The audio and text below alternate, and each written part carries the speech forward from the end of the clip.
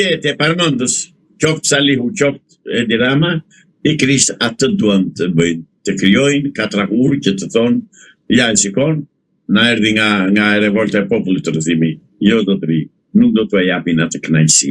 As Evropa nuk do t'i lërë që të bëjnë në feshtat të dytë, as Amerika.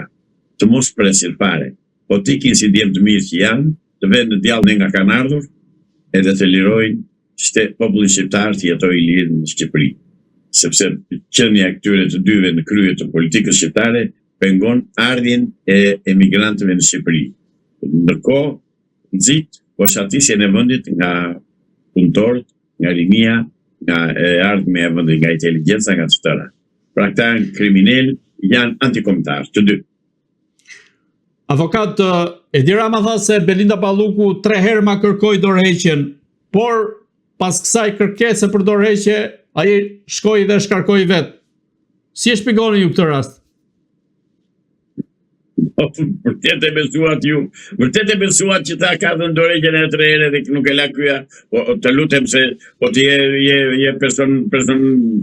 je personalitet të pak, po që gazetarisht, po ta them troç fare. Si e pranon të këtë edhe ma thua moj që ka thënë, pas ka thënë, që ajo ka dhënë dorëheqjen. Ai as idenë s'ka. Bëj si konstatim atë që ka thënë.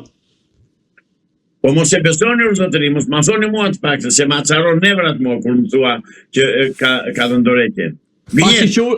Fakti që unë e konstatoj, nuk do të thotë se e besoj. Të pak të mos ma thuaj mua. A ishtë mashtruesi më ordiner që mund të ketë. A ishtë mashtruesi si ata, nuk lozën ata, këtu papasi, aty papasi, kush papasi, ata lozën me letra, bigjosçi, me ato kartone. Til gënjeshtar ai, til mashtrues, ai s'ka karakter, ai s'ka personalitet. Ai është bërë tani, është bërë si parjela me thonë tiranët, mos përdorën e fjalë tjetër. Po në këtë rast, çfarë pret Belinda Ballukun?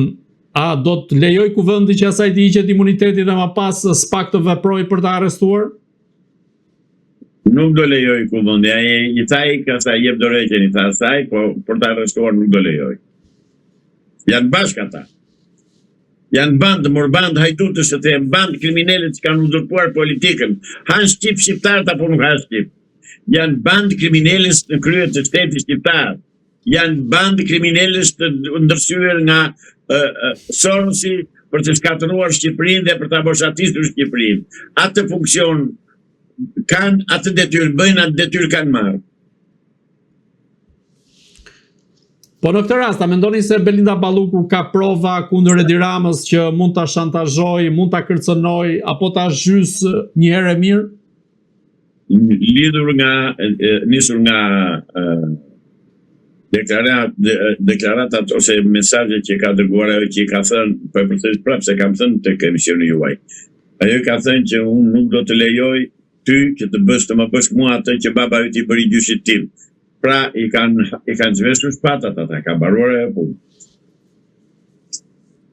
Do të theksoj edhe një herë keqardhjen time për mamicën, që tha, ky është Skënderbeu i Shqipërisë. O zoti i madh. O zoti i madh, vetë thot, ky është Skënderbeu i Shqipërisë. Dhe shikojini marrëdhëniet e këtij me oligarkët dhe me ndërtuesit. Kanë bërë një qelbësirë atë, një turp të botës, një kokë që s'ngjan me kokë njeriu, po ngjan me kokë tjetër, në qendër të Tiranës, në krah Pallatit të Kulturës, dhe deri aty ka arritur sa të përjetësoj surratin e tij atje. Unë mendoj që ajo ndërtesë do të shkatërrohet, se që janë shkatëruar shumë ndërtesa të tjera, sepse nuk ka vend një ndërtesë e tillë dhe një projekt të tillë në qendër të Tiranës. Megjithatë, se bota ka parë shumë diktatorë. Po ky nuk është diktator, o zotëri, nuk është diktator ky ja. Ky ka mbetur pushtetin në dorë dhe ky është një aventurier. Ai tut aventurier, se ta dim shumë. Zoti Islami, ju e përmendët Elisa Spiropalin dhe shkarkimin e saj, po ju si mendoni, cila është arsyeja konkrete që Edi Rama e shkarkoi Elisa Spiropalin apo duke qenë se ishte një rivale Belinda Ballukut, duke shkarkuar Belinda Ballukun, Elisa Spiropali ishte një dëm kolateral në këtë rast? Jo, e shkarkoi se ajo se pa aftë para, ajo. Po ajo është që për linë la prake o vlasë, është ajo për diplomate, mor që bëni kështu. Po pse Edi Ramës i intereson niveli i diplomacisë shqiptare?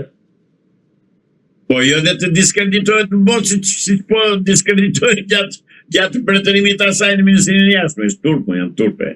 Por e këto që bënë Shqipërinë nuk kanë të kaluar, nuk kanë në analet e diplomatisë botërore. Të marrë si një vajzë nga haltë sajnë, punë sajnë, temi atë që është me kërkesë normale për të marrë pjesë në politikë, po jo ti ngarkosh atë punë dhe atë detyrë dhe atë pozitë të cilën ajo nuk e ngrëdot. I jep një barë, i jep gomarit barën e deves, e kupton, nuk ka bërvaki kjo, vetëm Shqipëri do.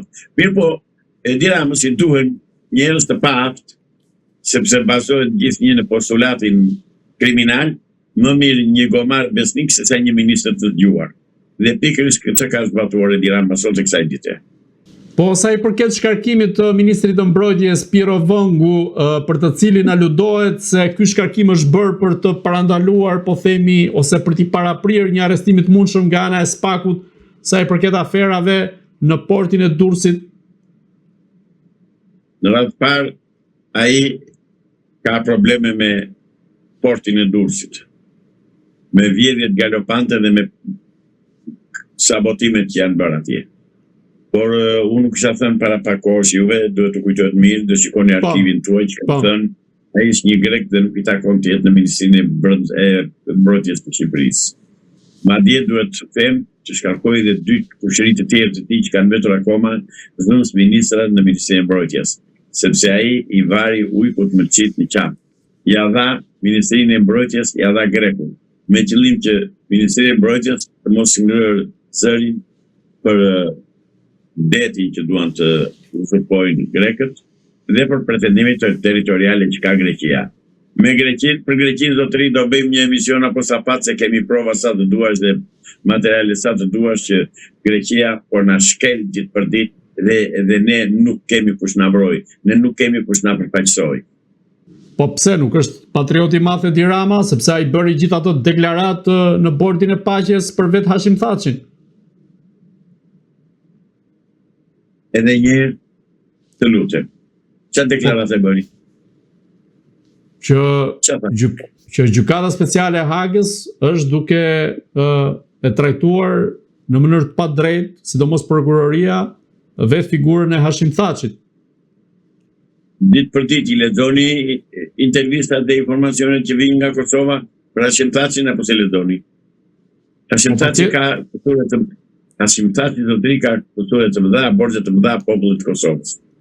Dhe ushtarëve të UÇK-s që luftuan në front dhe tani fatmirësisht e kanë jetën qelepir, se ata vajtën në luftë për të vrarë.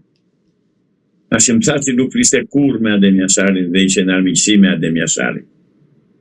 Hashim Thaçi ka shumë në kurris me qytetarët e Kosovës, jo me serbët. Me serbët, le që ai mirë pse e quajmë luftëtar të UÇK-s. Ai s'ka qenë asnjëherë në luftë, ka deklaruar vetë. Gjarpëri, pseudonimi Gjarpëri, nuk ka qenë në luftë. Po e përsëris dhe njerë ta dëgjojnë ata që nuk e kanë dëgjuar këtë deklaratë time. Zonja e ndjera, i ndri shpirti, Madeleine Albright, ish ministre e jashtëm të Shteteve të Bashkuara të Amerikës, gjatë kohës që po pritej firmosja e marrëveshjes në Rambouillet, rezolutës të Rambouillet sa ishte ajo, po nuk la minut dhe orë pa folur, pa bërthirje për televizione. Ku është Hashim Thaçi se po na pengon? Dhe Hashim Thaçi bëri atë që e kërkonte në qiell dhe ja dha dhurat, ja dha Hashim Thaçi Miloševićit. E vonoi 15 ditë në nënshkrimin e Rambouillets, po kjo e mjaftueshme për të armatosur plotësisht Kosovën me tanke dhe me artilleri Miloševići. Ja këtë ka bërë Hashim Thaçi. Për këto duhet të dënohet Hashim Thaçi. Edhe lecë më thonë mua dënohet UÇK-ja. S'është e vërtetë. UÇK-ja ka bërë luftë qeveritare, luftë burrat, dhe UÇK-ja ka dhëdur gjak në Kosovë. Amerikanët hodhën bomba dhe ndihmuan nga ajri, por në teren ishin ushtarët e UÇK-s. Janë dhjetra djeme dhe vajza që kanë dhënë jetën në Kosovë, dhe 16 vjeçar. Dhe Hashim Thaçi nuk ka bërë asnjëherë nuk i ka kërkuar Miloševićit ose këtij Vučićit ku janë 1600 humbur. Ku janë? Më gjeni një deklaratë të tillë ose një kërkesë të tillë, asnjëherë. Për të mos thënë pastaj për atë Ballkanin e hapur e të tjera që bashkë me këtë banditin ton, bandit ky e këtë rrugacin ton u dhe shteti shqiptar, i drejtojnë qeverin, që kërkuan që ajo Serbia Kosova të hape fare kufiri Kosovës, që të gjithë luta bëhet të dalë ajo Serbia në Adriatik. Kjo është ëndra e Serbisë, të dalë në Adriatik, dhe ky me Hashim Thaçin dëshmën ta realizoni këtë.